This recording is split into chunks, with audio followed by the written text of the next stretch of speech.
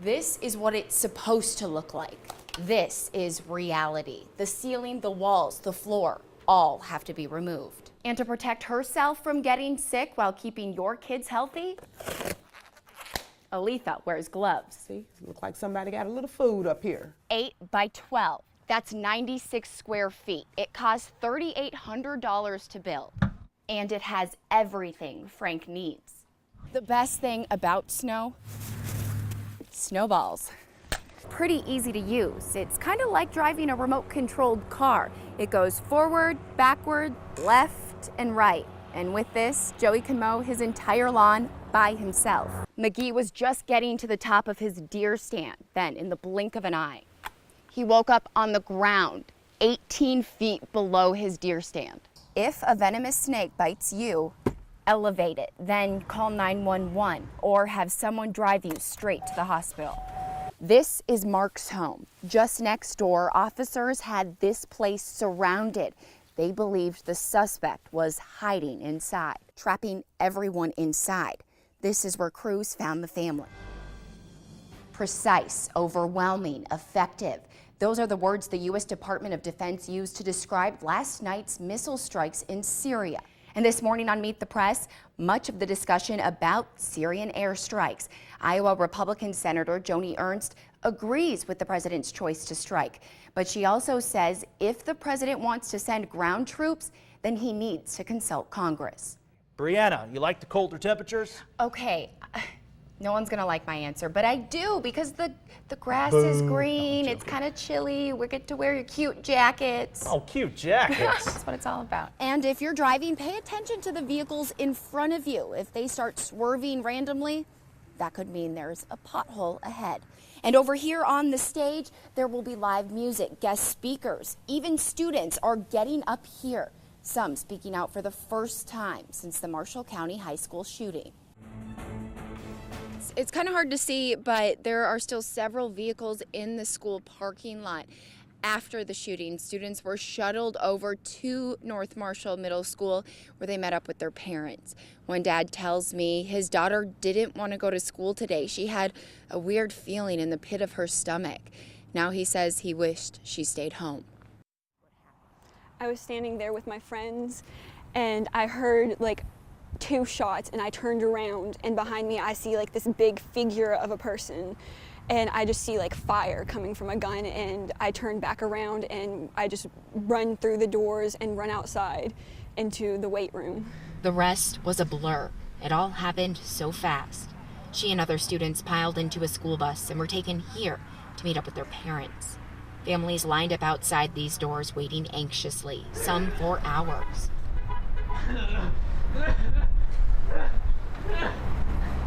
Emotionally wrecked. It was just like scary and just scary. Isabella tells me she just wants to know why. Why would someone want to inflict so much pain on the community? And it's a question many of us are now asking. Live in Marshall County, Kentucky, Brianna Clark, WPSD Local 6.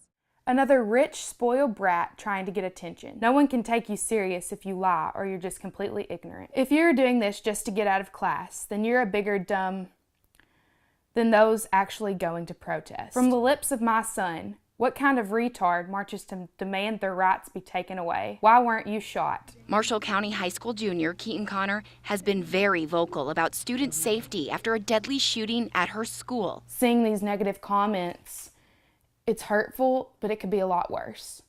You know, I could show up to school tomorrow and this could happen all over again. She's speaking out for the kids who can't and for the ones whose parents won't let them. I'm sure it'd be a lot easier on my parents if I didn't speak out, you know?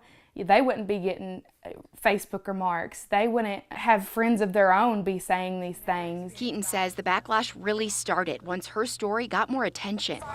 Then on Saturday, she and other students put together this rally where they spoke out against gun violence.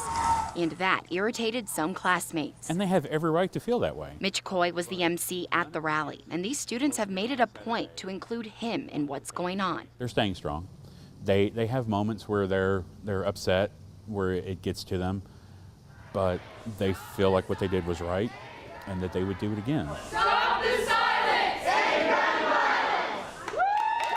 There are kids at school. Nobody said anything to my face, but there have been childish social media posts. But for the most part, it's the adults saying things like same type of brats eating Tide Pods, liberal brainwashed kids who are brainwashed by your liberal teachers, mindless cows. They need to change some of their own attitudes at school. After all, one of their own did the shooting. Twits, rebels without a clue. A good portion of the people who are bullying kids are probably turning around and saying, well, just don't bully kids and that's going to solve the problem. If people want to hate me, that's their own problem. Because at the end of the day, if this happens to them or their child, they'll have to deal with the fact that they were sitting at home on Facebook belittling a 16-year-old girl who's just trying to make a difference.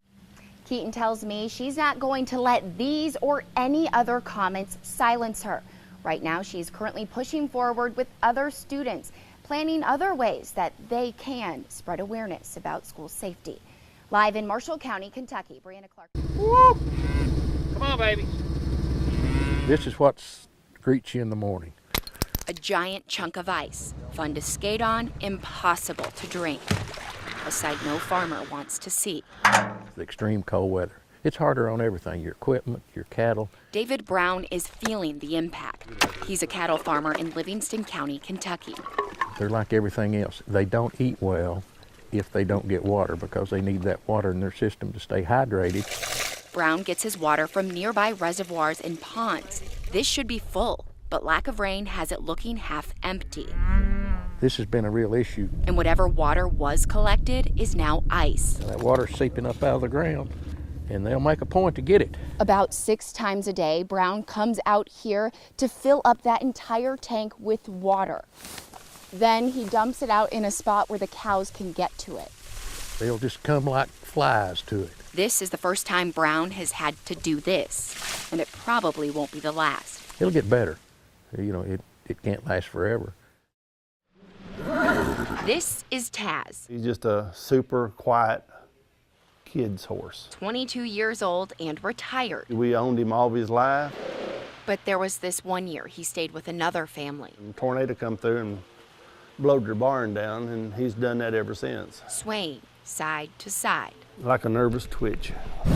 James Shepard doesn't live here along Bryant Ford Road, but his horses do. When the water was up, you were trapped here. You had to come by boat. And that's exactly what he did. You prepare for it. It's like kind of like a snowstorm.